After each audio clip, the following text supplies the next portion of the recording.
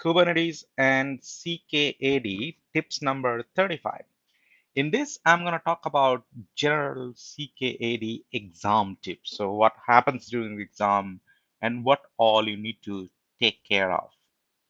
Now, before I dive deeper into that, I would like you to really focus on few of the uh, web pages which are being shared with us already. So this web page comes from cncf.io. And if you just type in any search engine the CKAD, and then if you see the CNCF.io is the main website, then that's the official one. And it talks about this exam. And one of the things I wanted to showcase here from this page is about the candidate handbook. This is absolutely important. Right? If you click on this candidate handbook, what it basically talks about the system requirement during the exam, what all you need to do, right? This is a online proctored exam, which means that you will be sitting at your comfortable location, either in office or in home. You need to make sure that your desk is clean, nothing, no paper, nothing is reachable to you or visible from your desk. So they will ask you to move around your camera, show the surrounding of the room. You can have a book rack, but that should be covered, right? So that if, like it should not feel like that you can get some resources from that. Now, one thing you need to remember that CKAD exam is an open book exam, which means that they allow you to view the official document, right? So you need to be very comfortable with that. So I'll come to that a little later. But one of the things I wanted to showcase here is that if I go into the candidate handbook, right? If I go inside this section, you'll find that system requirement is being discussed. So it basically, this exam runs on Chrome or Chromium, right? That's a browser. There is an extension which is required, so you need to install that extension, right? And it also says couple of, let's say, best practices of stopping the services which may be syncing constantly with the internet, right? So that you can reduce the internet usage. Make sure that it is where you have enough battery backup available for 2 hour exam. Stay connected so that it just in case there is a problem with the electricity, you can still continue, right? So have it always 100% charged while giving the exam. Microphone is important because you will be talking to the proctor. So no headset is allowed, which means that you will not be able to actually use any microphone. So you have to use the built-in microphone. Webcam is necessary because you will be visible during the exam. So what you do, where you move. So you can take break. That time you will be invisible. You can take a bio break and then you need to mention that and then you come back and then say, I want to start again. So all these things are allowed because it's a long exam. So it is allowed to have a shorter break. Definitely the registration is important. So you will find that in the landing page, how to do register. So it's a $300 registration, which means that you can give twice this exam. So if you cannot successfully complete the pass the exam in the first attempt, you can try the second attempt. You don't have to pay anything extra, right? So it is allowed to basically have that 12 months period to do that retake. So retake is quite flexible here. And then identification is absolutely important. The passport and driving license at least have two, right? That's a primary ID and secondary ID, just in case let's say the primary ID is not clearly visible. So have the secondary ID. In the secondary ID, you can also have your named debit card, credit card, health insurance card, employee ID card. So anything of that sort, which has got your photo and the name mentioned clearly, right? So you can have that. And then you should always be ready for the exam. So exam opens, I think, 15 minutes before the scheduled time. So be ready at least 20 minutes before the exam. Take drink good amount of water. So in terms of food and water, you cannot have food in the table. while giving the exam, but you can have water in a clear container like a simple glass bottle or a glass which is clearly visible. So you cannot have a colored thing, water. You can only have plain, simple water with you and then put it in the table. So if you have that space, it's allowed. Take enough rest, come fresh and give the exam. So do not, let's say, do a late night and then sit for exam in the morning where you are not 100% available, right? Mentally and physically. So have good amount of rest before the exam. Come fresh because it is an intense one. 2 hour is not enough to finish the exam. So it is one of the exam which is an open book, which means that all the questions asked are doable. So you can easily achieve 100% marks because you all not only have your own knowledge, but also have the official documentation. And all the question comes from the official documentation only. Okay. So there is nothing which is beyond the official documentation. So everything is available in official documentation, but a challenge is time. You need to finish it within the time. So that's where people struggle the most, right? It is not about like not knowing the answer. It is about doing it fast. So you need to know the tips and tricks of doing things quickly, right? And then you have different language supports, etc. And then many other. So I would highly recommend that you go into this portal, right, and check out the exam details like about the candidate handbook, etc. Go to the CNCF main page. That's for CKAD from CK. So there is exam content. So what all it covers and how these marks are being distributed. So you can see that. And in fact, there is a GitHub page available for the curriculum. So you can see that right now it supports version 1.20 for CKAD, CKA, and CKS. There are 3 exams for Kubernetes, right? CKS is security, CKA is administrative, and CKAD is an application developer. In the application developer, you are not asked to write any application. So applications will be available. You just need to configure it in the container in the pod, right? Or Kubernetes. So don't think that you need to know the programming languages in and out. It's not required. So it's more of a DevOps centric exam, right? So that's why it is not required us to have that. Now, one of the things I wanted to talk about is the Kubernetes documentation. This is another tab. So how do you give the exam? You open the only one browser, that is your Chrome browser. Open the exam landing page. That's only thing you can have open in your desktop. And then in this next tab, there is one more tab allowed where you can basically open the Kubernetes official documentation. That's the page. Now, Kubernetes official documentation comes with a nice search. So if you say that, how do I create a pod? You type pod, it gives you the nice search results and you get the list. And you could go inside that, you copy the YAML and then you create the YAML. That's what you do in the exam. So you mainly copy paste the YAML content and then run it within your environment, right? So this is one way of doing it, but there could be scenarios where you're not that comfortable or you know that you need help during the exam. So have them oh, bookmarked. So it's nothing wrong having the bookmark. So you can see in my machine, I have bookmark for persistent volume, config map, security, services, service accounts, init container, liveness probe, readiness probe. So all these are basically content of the exam, right? So I just kind of put together. So as you are comfortable, you can also group them based on the sections. So you can have the handy link so that you don't have to always search. So if I get an exam which needs me to, let's say, do something around secrets, so I go to the secret, whatever secret I have marked as a bookmark, and it takes me there. And in fact, I go in that page somewhere down, right? So basically, I wanted to load the secret as an environment variable. So I just need that YAML definition to be copied from. So I just copy this part and I'm good to go. Now, one of the things I wanted to really try to simulate over here is that how that exam would look like, right? When you basically open the exam. So let's say that this exam is a browser-based console, so which means that if something looks like this will come.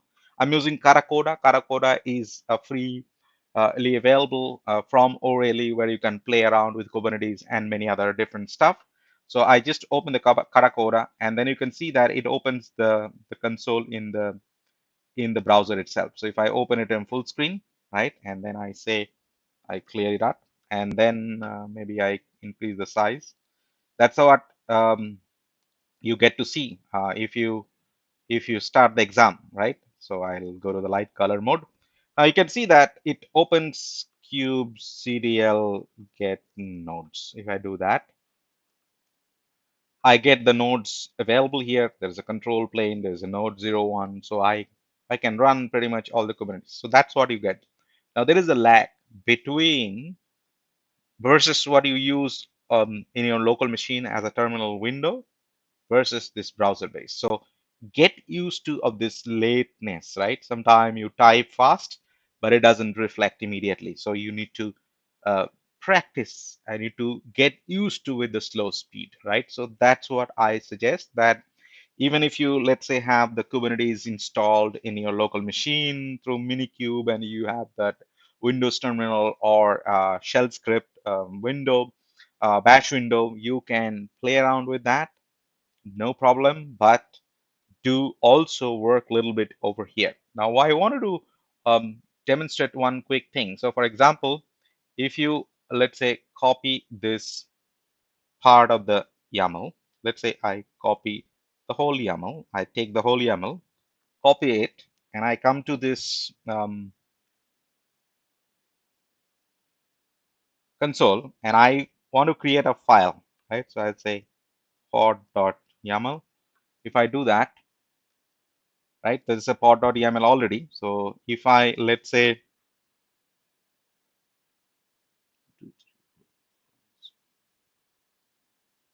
delete that whole thing, what I need to do is that I can control V. Sometime it might not work because it's browser. You can say control shift V, and you can see that there are some portion which got cut, right? You have to be careful about it. So if you notice, it was version. So I say VERSION, and then I'm good to go. So you sometimes get this kind of weird behavior. Sometimes the the formatting is not proper. Now in YAML, space matters. So if you do not have the proper indentation, YAML will start complaining. So you need to be careful about when you type. So get used to copying the text from outside of the VI editor and paste it inside the VI editor. Get used to it. You might find difficult ways. Try to find what is the right way to do it, and then once you are comfortable, that's pretty much good to go, right? So I'm kind of done with this. I just come out of this um, WQ. I come out of this, and then the file is kind of edited. Now it will have the instruction here, question here. So you will find around 19 to 20 questions, depending on how many questions you get in your weightage. And you can switch to any of the question. Each question comes with a context. So it says that use this context. So always run the context so that you are connected to the right cluster, right? So that if you, let's say, asked to create a pod, and if you're not in that right context, then you will be creating the right pod, but in the wrong context. When they will look for the result, they will run some automated testing process to find out if that pod belongs to that context, and they will not find it, and they will assume that you could not do it. So you basically lose the point for doing things right, but just make sure that you are in the right context. So there are multiple clusters available. Each of the question will start with this command. You copy the command, put it first, and then you are in that context. One of the important thing I would highly recommend is that I also talked about it in the tips. Use the alias. Okay, so alias for kubectl. So if you say alias k equals to kubectl, what happens next time onwards, you don't need to type the kubectl. You can just type kubectl, and that should be fine. So you can actually go and say k get nodes. If you do that, it shows you all the notes. So it's pretty fast. This experience becomes very easy. I mean, like convenient for you to really type things because you have to do a lot of typing, right? So make sure that you're comfortable with Linux commands, you're comfortable with VI editor, because that's what primarily you will be using. I would not recommend you to use Nano. Even if you struggle with VI, learn VI, that will help you long term. But learn VI, it gives you a lot of capability which is otherwise not available in Nano editor. But however, you can configure to work with Nano. So up to you, but VI is the recommendation. So do that. Practice, practice, practice. That's the only tip I can tell you, right? You will find where you can play a little different, where you can play smart. That's what you have to figure out by yourself, right? We can only tell certain level of tips, but once you basically are comfortable with yourself, with the areas you need to focus on, you will be the champion, I'm telling you. And this is one of the exams which gives you a lot of satisfaction. Once you clear the exam, you feel a lot of satisfaction because it really tests your ability to do things, right? There is no objective type of question, which means that you will not be selecting from the answers. You will rather be troubleshooting, doing things in the live environment, right? There will be an environment, multiple environments. There'll be problems given. There'll be questions they will ask you to create Kubernetes objects. There will be questions they will ask you to fix some of the pre-deployed Kubernetes objects. So you will be doing actual thing. So it is quite satisfactory to really clear this exam, and then you will be recognized by Cloud Native Computing Foundation with a certificate, which is a proud position for many people. And let me tell you that there are not too many people who got certified in CKAD kind of exam, right? So you will be in the elite category of people who kind of clear this. So hope you will enjoy while preparing for the exam, because there will be a lot of learning happening during the exam, before the exam, even after the exam. So you keep learning, keep doing, and you become much more comfortable and confident working on the real production environment. With this, I want to thank you, and thanks for watching, and watch this series. I have got around 40 video tips. So here we have 35 CKD and a few more additional I have for basic Linux command, VI editor, using Visual Studio with Linux, all those stuff. And watch them, enjoy, and then these are all small amount of like videos. So most of my Kubernetes videos are within 10 minutes. So you don't need to spend a lot of time watching them. Watch them on your free time. Go slow, learn slow. If you're not learning Kubernetes, that'll be a good pace to balance between what you do regularly versus how you prepare your exam. When if you are already working on Kubernetes, I would recommend that you just go for the exam, right? Because you are already working, right? You don't need a lot of preparation because it is never ending. You'll never be satisfied with your preparation. So go for an exam, and there is a retry available. Take your time, fill out the gap of knowledge, missing knowledges you have, and then sit for another attempt, right? But if you're new to Kubernetes, I recommend that you go through the Kubernetes whole stuff. Take your own time, go slow, complete end to end whatever that curriculum really defines, right? You don't need to go into details about like managing clusters, etc., because that's more of admin part. But if you're appearing for CKAD, go by the curriculum, cover all the objects you need to create, modify, play around with, get comfortable with the concept, what is what, why one over other, right? Why you will be creating deployment, not the pod, why there is a pod getting created for, let's say, when you create a job, like what is the relationship between these entities, right? How hierarchical they are. So if you have that kind of comfort around the various different Kubernetes objects, I'm sure it's just practice which makes you faster, and that's the key success criteria for this exam. Enjoy giving the exam, and thank you very much again.